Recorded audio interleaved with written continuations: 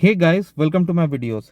So guys, today in this video I'm going to show you how you can set up multi-factor authentication in your My Service Canada account. Okay, MSCA. So before I proceed further, if you have not subscribed to my channel, please go subscribe right now.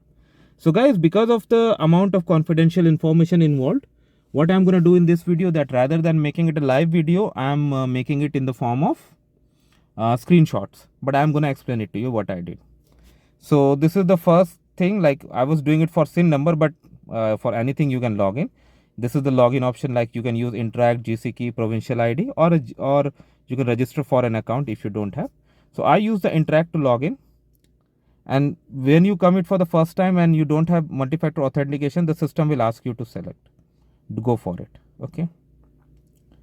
Now it will ask you to add the second method. Now in the second method, as you can see, it gives you the option of QR code app based, password grid, then also verification over SMS or over a call. But if you are selecting the methods of SMS or call, this number has to be your second number. It cannot be the same number you have.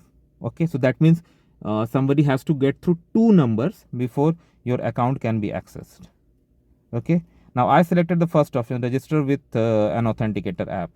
So what it does, like there are list of apps that is supported. I use Microsoft Authenticator, and then it gives you a QR code. So go to the app, scan that QR code, and it's going to automatically add.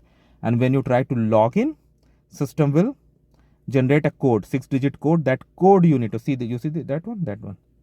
And then every time you log in, you can log in using that.